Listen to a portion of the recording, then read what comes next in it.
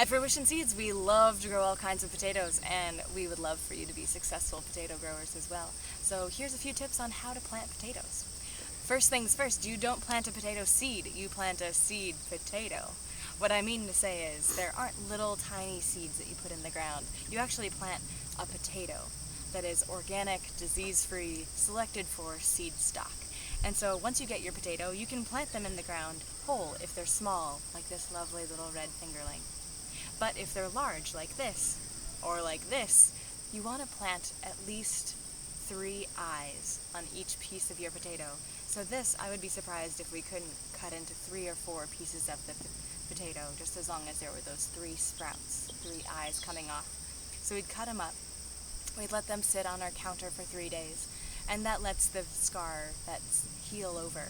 And then, once they've healed over, we'd plant them in the ground. And when you plant them in the ground, here's a fun fact about potatoes. The potatoes grow only above that seed potato. So you want to plant this as deep in the ground as you can. So we actually dig about a foot deep trench in the ground, and then we put all our pieces of potato 1 foot away from each other.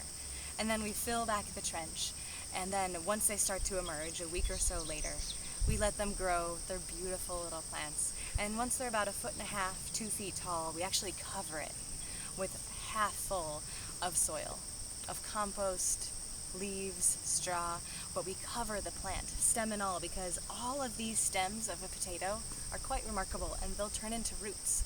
So if we covered it in soil, those stems would turn into roots. Those roots would then make lots more potatoes. So the more you can cover your potato plants, the more potatoes you'll actually get.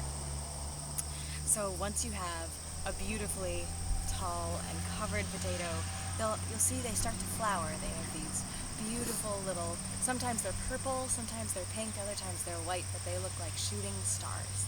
And your potatoes are beginning to form their potatoes once they start to flower. So at that point, it's really important that you have plenty of water. So it's been dry.